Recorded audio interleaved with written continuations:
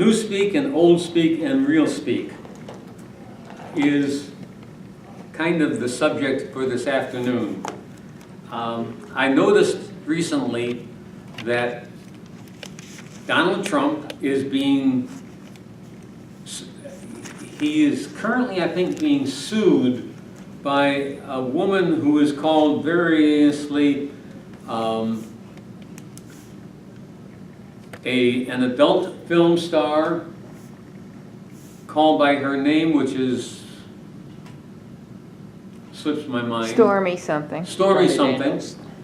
And also called a star of pornographic films. And it occurred to me that in listening to that, we are observing the emergence of newspeak. And newspeak is politically and culturally acceptable language.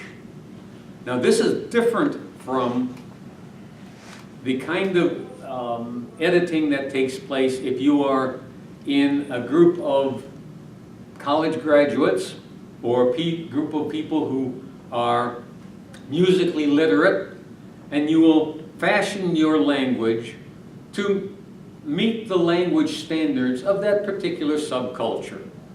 And I think we all do this when we're in a crowd of people with whom we are very familiar and who have no pretensions. We'll speak in one form of language, and if we are in for example, delivering a lecture at the senior college, probably speak with a slightly different vocabulary and probably even a slightly different cadence. But that's a natural adaptation to your own particular cultural setting. The cultural setting when you are at the dinner table with your children is somewhat different than the cultural setting when you are at a banquet of your colleagues getting an award, for example.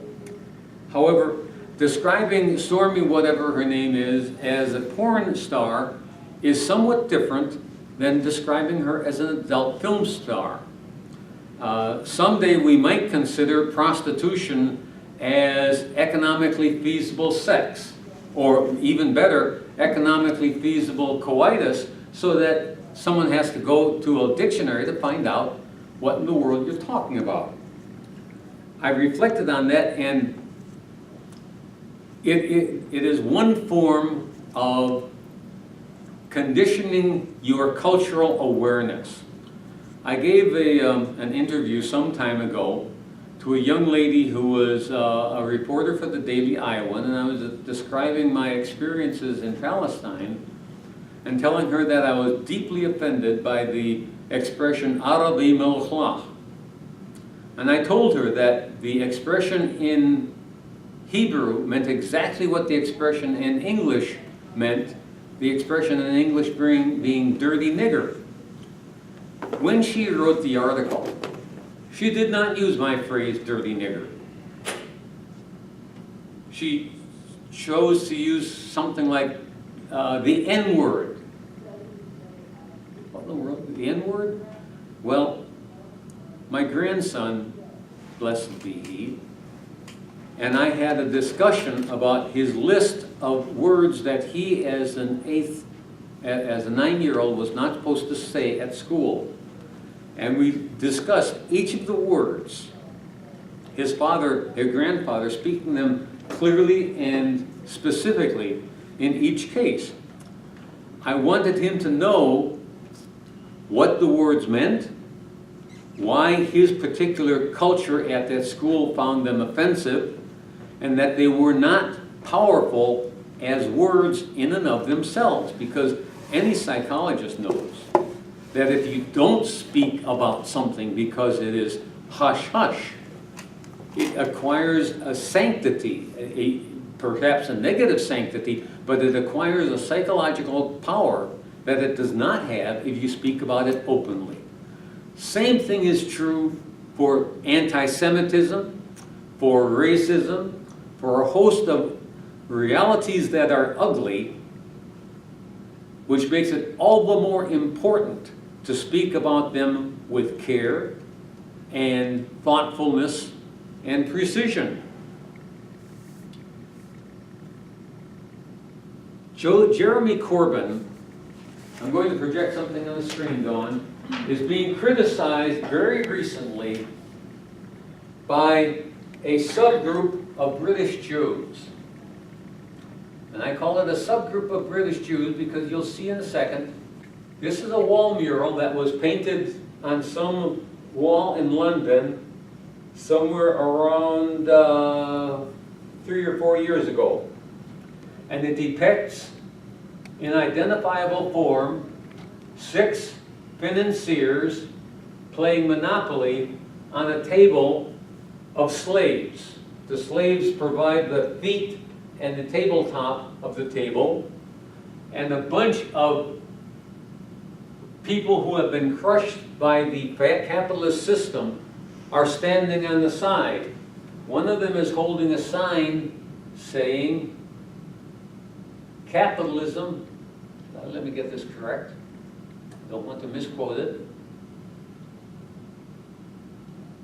The New World Order is the enemy of humanity. The New World Order being that world order designed and managed by the financial elites, by the wealthy 0.01 percenters. Now, 3 years ago when this wall mural was erected, Jeremy Corbyn expressed his appreciation and approval of it.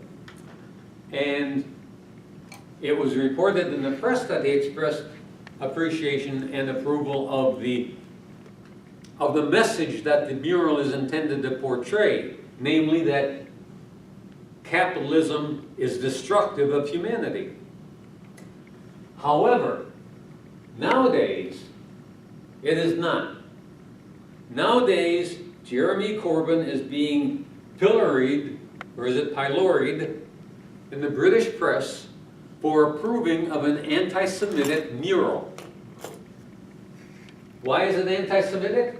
Well, at least 2 of the 6, and probably 3 of the 6, of the banking financiers depicted in the mural are Jewish. I mean, how do we know? Apparently the Brits know what Who those people Warburg and Nathan Rothschild look like. Okay. I don't, but they do. Okay. 2 of the other people, by the way, are J.P. Morgan and one of the Rockefellers. Okay. So at least 33% and maybe up to 66% of the financiers portrayed are Gentiles. So if I tell a joke and Janet, whom I know fairly well, takes offense at it, I probably have crossed the line. I probably have said something that was, in her mind at least, anti-feminist or disrespectful of her gender. I would not ever intentionally do that, but I will tell a joke that I think is not over that line and that I think is funny. And if I made such a mistake, I would apologize to Janet. And I'd probably tease it out of her as to what in the world she thought was anti-feminist. Because in my mind it wasn't. Now, it's appropriate to recognize that the accusation of being anti-feminist or anti-Semitic has political and economic significance. It has weight. Certainly in Great Britain it has weight, and in the United States it has weight. In this case, the weight for anti-Semitism is both political and economic and can be heavy. Why 3 years ago was Jeremy Corbyn not critical? The mural hasn't changed. Jeremy Corbyn is politically more influential now than he was 3 years ago. He was considered, 3 years ago, he was a shadow issue. Everyone knew that he was the titular head of the Labour Party, but the Labour Party was out of power and wasn't very significant. Theresa May, who is the leader of the other party, they used to be called Whigs, but I don't recall what they're called now, is in serious trouble, and it's entirely possible that Corbyn will become the Prime Minister of Great Britain in the next election. For that reason, he's got to be brought down to size. He's got to be controlled by the people who control the message. In this particular case, the Zionists control the message, and it is very important for that message to be in line with what the Zionists of Great Britain and the United States want to be told. On the other hand, let me show you a great little film that, to the best of my knowledge, has not been accused of being anti-Semitic yet. Look, don't give me a hard luck story. I hear them every day, and quite frankly, they bore me. The facts are simple. In 1973, this bank gave you a loan, and you still haven't paid it back. Admittedly, you paid back the initial sum, but not the interest, which to date amounts to 9 times the amount originally borrowed. 9 times. So you better get your act together. Times are tough, and we're all having to clamp down. And don't look at me like that. This is a bank, not a charity. When the banking industry was being examined on several different occasions by a Senate or House of Representative in Congressional Committee, they asked about the morality of certain practices. And like good lawyers, on every one of those occasions, they either refused to give a direct answer or the answer that was given refused to address the moral significance of the answer. They were answering in legalese rather than with an answer to the ethical dimension of the question. As one example, some of the men at I forget, I think it was either Goldman Sachs or JP Morgan. I think it was Goldman Sachs.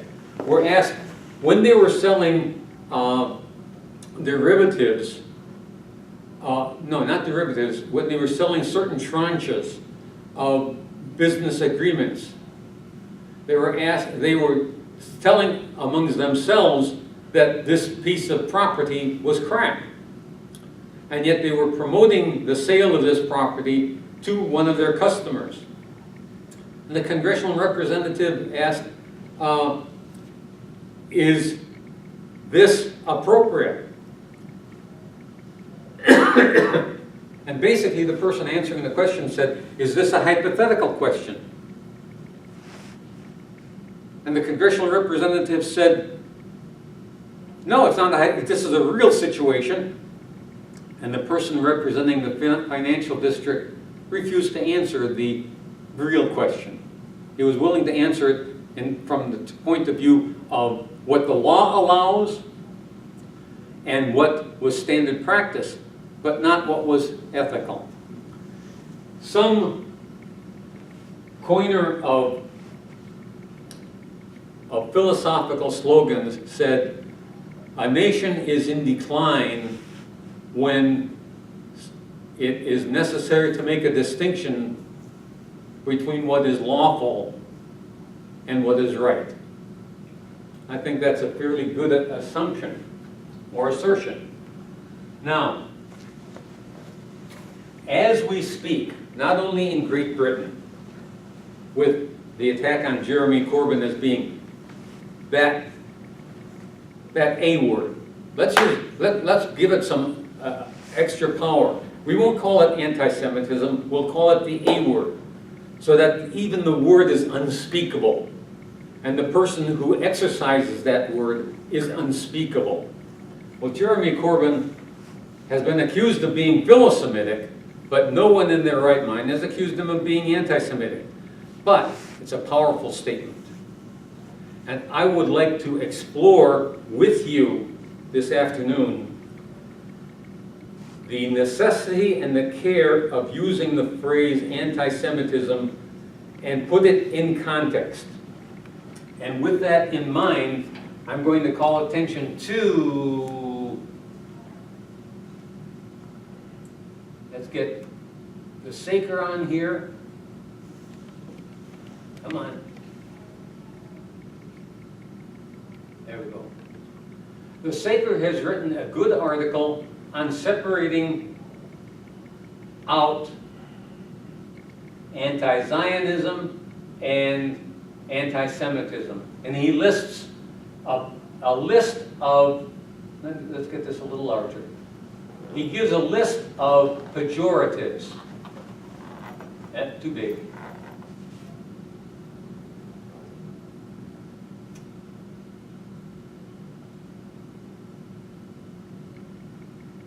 Basement crazies, neoconservatives, Zionists, Israel lobbyists, Judaics, and Jews. And he says somewhere along this list we bump into the proverbial elephant in the room.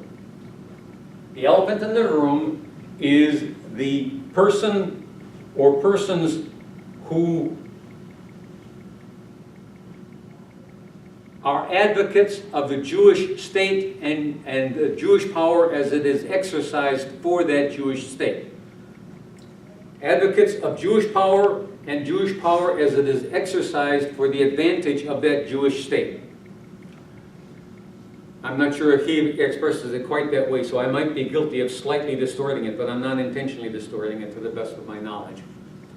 The problem is what constitutes anti-Semitism, how is it or is it different from anti-Zionism, and is there a sense in which anti-Semitism has nothing to do with what another writer calls run-of-the-mill Jews. I'm going to quote Gilad Atzmon now. We've dealt with Gilad before, and this goes back to something of what we chatted about during the Holocaust considerations. Atzmon describes three different types of Jews. Jews that are observant Jews, that is, Jews who observe one or another forms of the Jewish religion. They might be Reformed, they might be conservative, they might be Orthodox, but they are people who consider themselves Jews by virtue of exercising the Jewish religion. Atzmon says, these aren't in my consideration.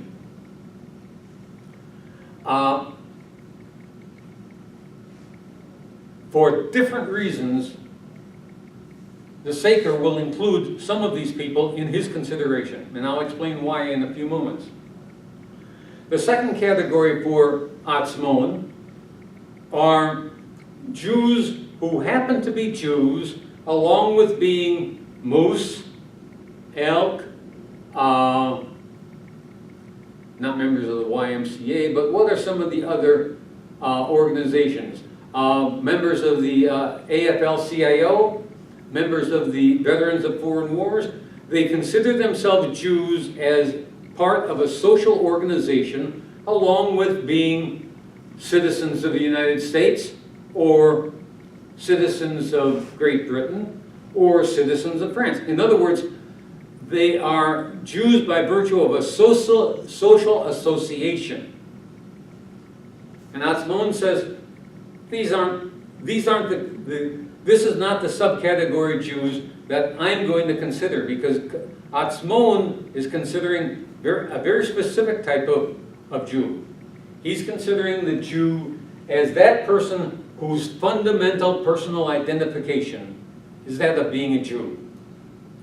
Before he's a human being, before he's a husband, before she's a wife, before he or she are parents, they are Jews. That is a fundamental sense of who he is, or who she is. I've met two of these kinds of individuals. One of them was a settler outside of Hebron, who started assailing a Palestinian friend of mine, and before I could interject my own body, he slugged her. He considered her a trespasser on his land when he was living in Palestine, where her family had lived for centuries. But his understanding of his Judaism was that as that kind of Jew, where his Jewish identity was the essence of his identity, he had a claim to the land that her family had lived on for centuries. That was his understanding. Was he wrong? Factually, he was wrong. But ideologically, that was who he was. I'm blanking out for a moment. The other one that I met was one who assailed me in the airport in Tel Aviv, at Ben Gurion Airport. I happened to be visiting with his wife and shared that I was providing medical care for Palestinians. And this individual essentially went berserk. If his wife had not restrained him, he would have physically attacked me, because I was providing aid and comfort to his mortal enemy. In his mind, I was the enemy of the Jewish people because I was providing aid and comfort to other human beings whom he perceived as his mortal enemy. If I can summarize, he saw the world as those, either you are with us or you're against us, and because I had been aiding and comforting Palestinians, I was against him. He had the same mindset, frankly, that George W. Bush had when he said, either you're with us or you're against us. Now that is the mindset that Gilad Atzmon says this is Jewish in terms of what he is opposed to in Judaism or in Jewishness. The person who happens to be Jewish as a member of a social organization does not concern Atzmon. The person who practices the Jewish religion of any several forms is of none concern. The Saker takes a slightly different view. And the Saker's view is that settler, who was a religious Jew, still considered his Judaism as fundamental to his being, and the Saker has no problem in being anti-Semitic against that kind of Semite. Neither do I, for that matter. That kind of Semite, and obviously that Jew is not a Semite, he's an Ashkenazi from Eastern Europe. But Atzmon would argue with that Jew, because Atzmon would say that that Jew is a despicable human being precisely because he's willing to treat other human beings in the fashion that the settler did.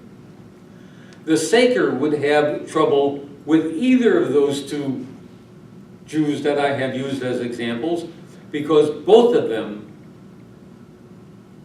are seeing Jewish nationalism as a core element of their humanity. And Jewish nationalism, both as the Saker describes it and as it is described in Jewish ideology, is one form of racism. You can take the Nazi ideology or the Aryan ideology depicting Aryan supremacy in Europe and substitute certain nouns, and you will have reproduced Zionism. So for practical terms, both Atzmon and the Saker are opposing Zionistic ideology. Where the Saker is in, I don't want to say he's in error because logically he's correct. The Saker takes the point of view, which sociologically is correct, that being a Jew is being a member of a tribe. Now, as the movie little big man exemplifies, and is the fact that Elizabeth Taylor joined the Jewish tribe and Gilad Atzmon left the Jewish tribe, describing being a Jew as being a member of a tribe is sociologically accurate. Being sociologically accurate and being relevant, unfortunately, are two different things. Howard Zucker would not have considered himself a voluntary member of the Jewish tribe.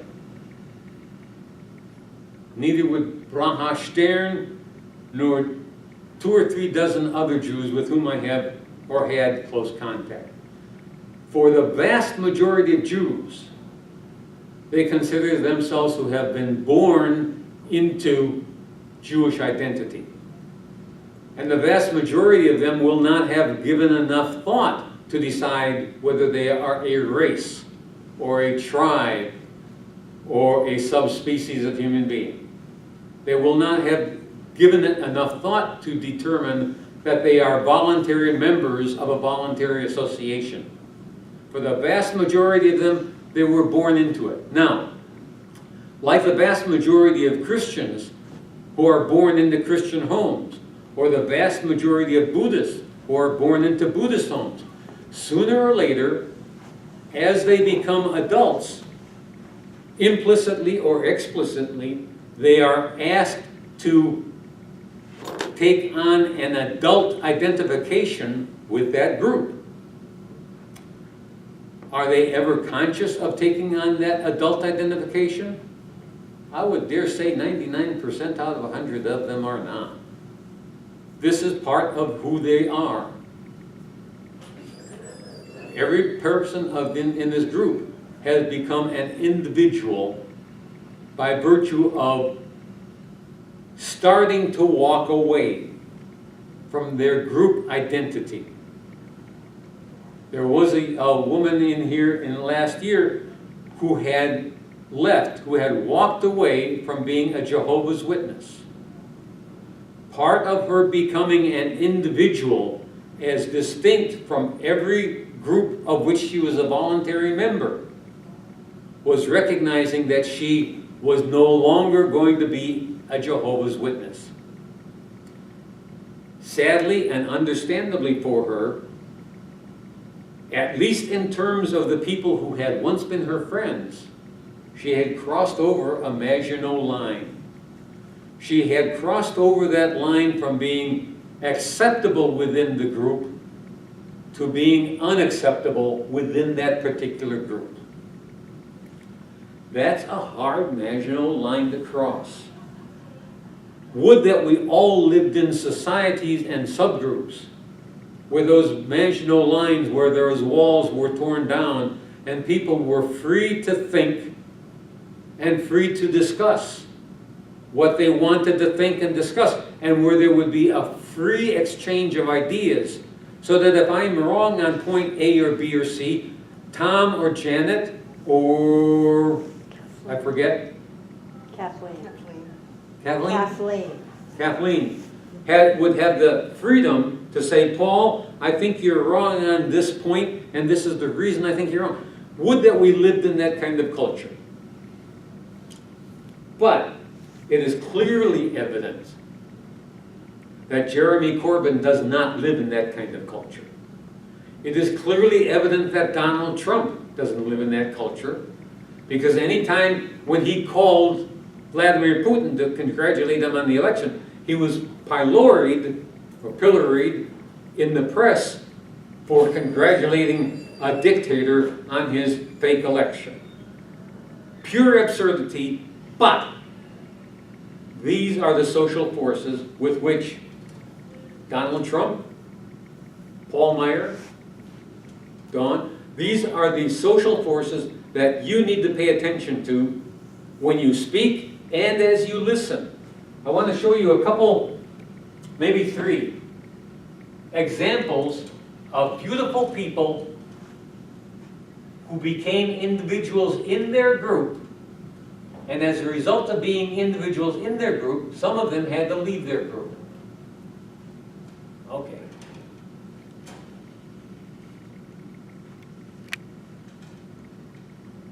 Ora Weiss is a young lady who was born in Jerusalem, and I'm going to let her speak for herself, but I want to tell you, after this video was taken, she has subsequently moved to the United States. She is Jewish and has chosen to live in Brooklyn. For several years, she was the education director of a progressive Jewish school, a synagogue in Brooklyn. She seems to have left that affiliation, for what reason I do not know, but she has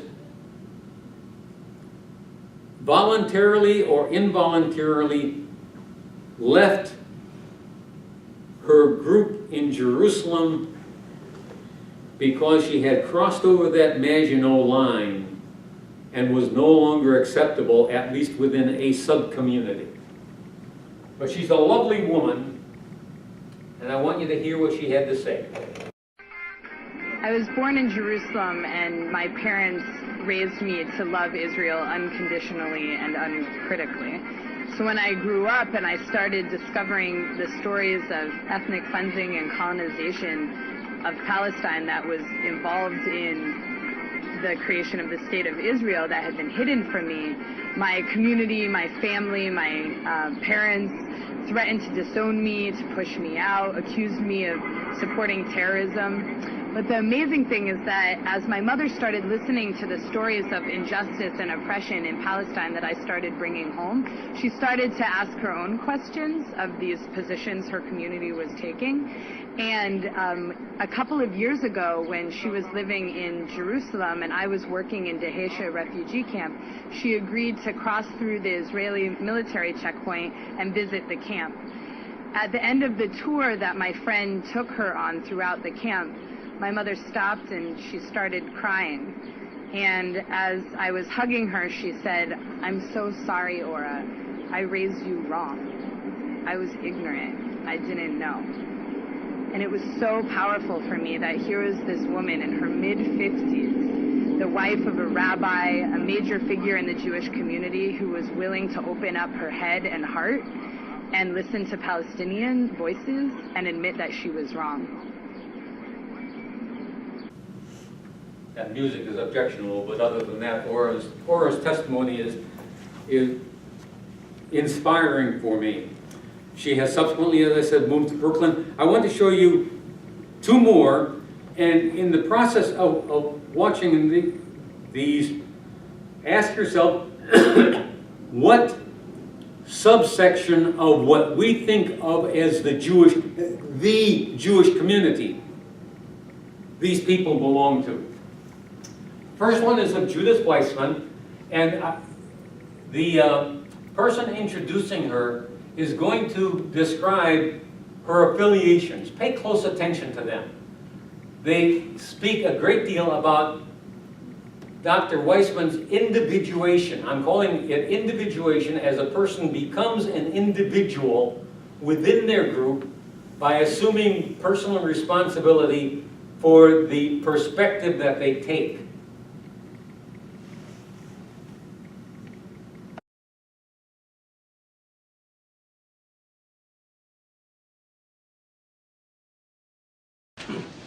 Our next speaker will be Judith Weissman.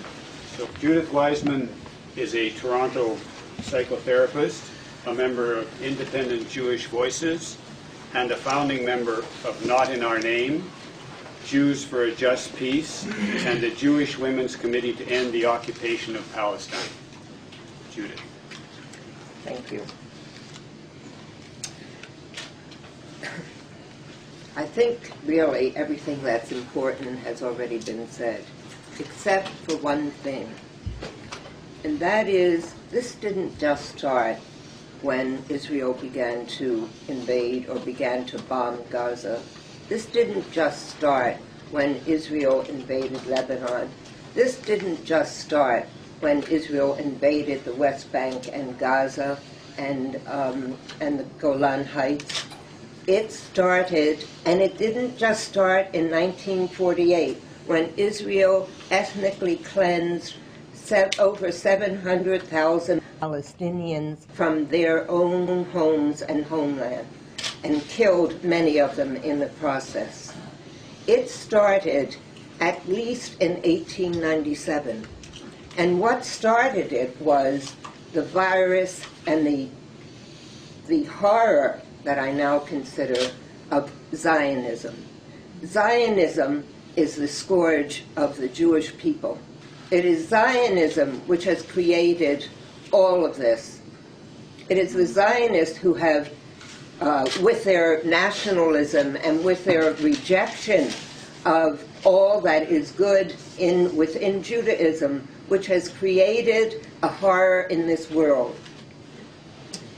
Now, I came today, actually my arm had to be twisted because I have not been that well, but I had to speak out once again. I had to say what is in my heart, because I, a Jew and a former Zionist, was a committed Zionist and wanted to live my life in Israel as a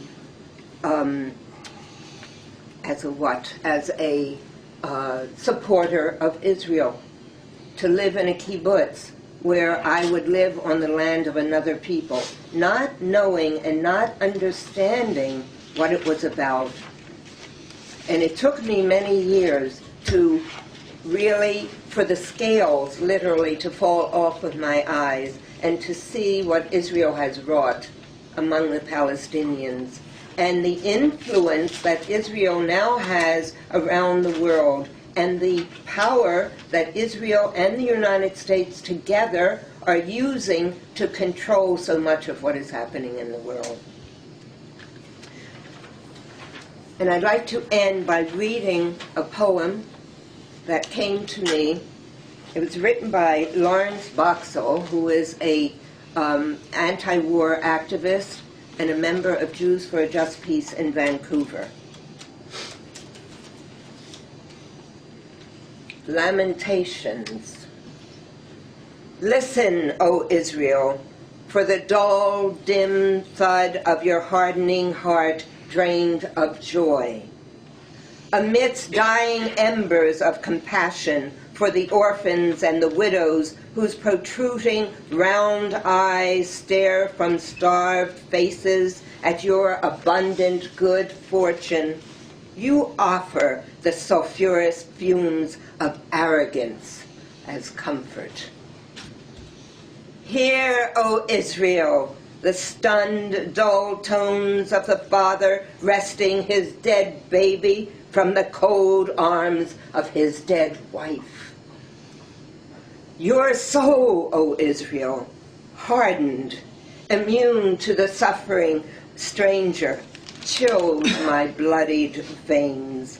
For you forget you were once a stranger in the land of Egypt, was a reminder to take pity on the stranger.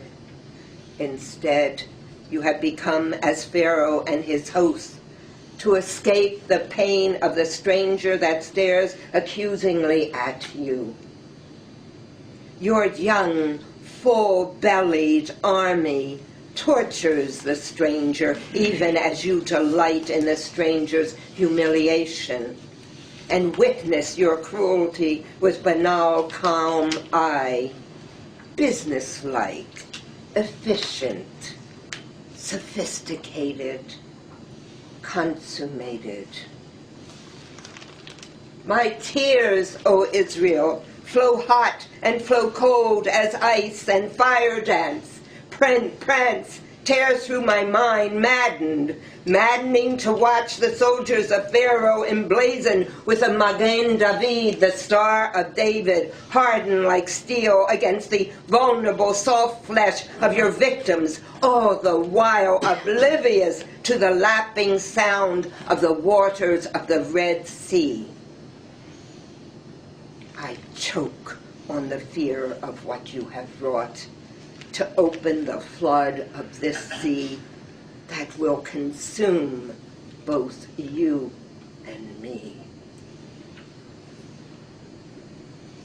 Hear, O Israel, all is vanity. And we are all one. Humanity is all one.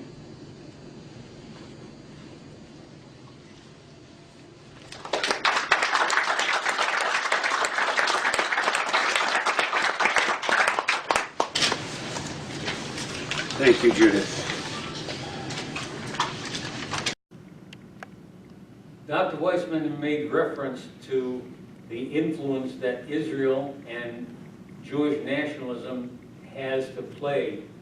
And since the turn of the century, actually since 9/11, the influence of Zionism and Zionist ideology has been absolutely enormous on American foreign policy.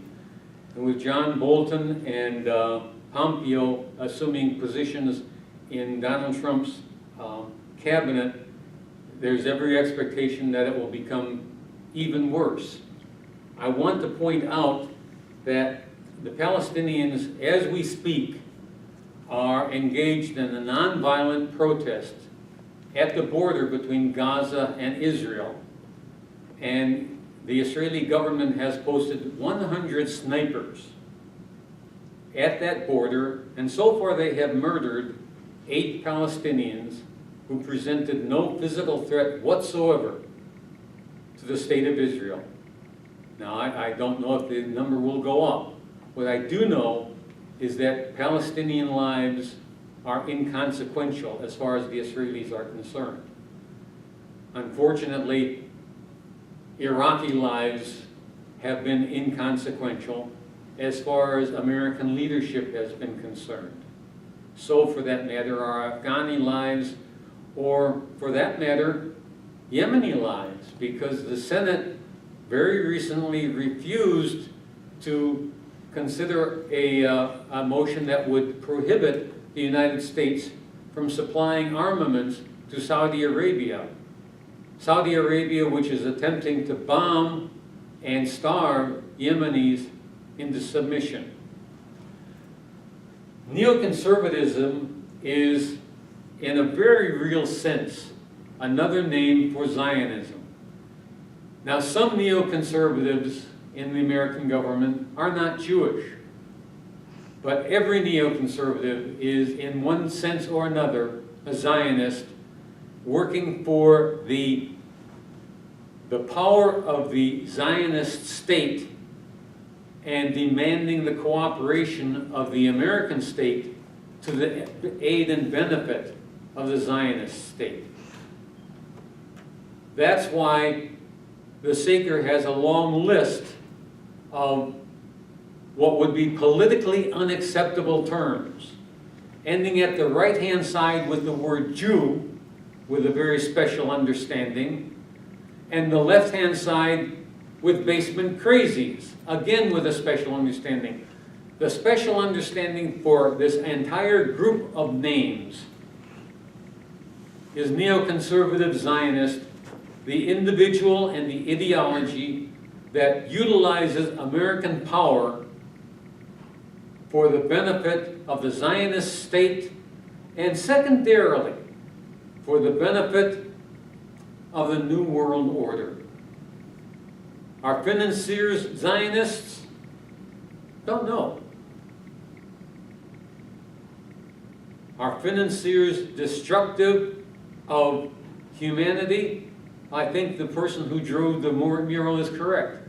The New World Order, comprised of Jewish financiers and Gentile financiers and neoconservatives, this whole group of people who are subjecting the rest of humanity to their oppression and control, yeah, they are my enemy.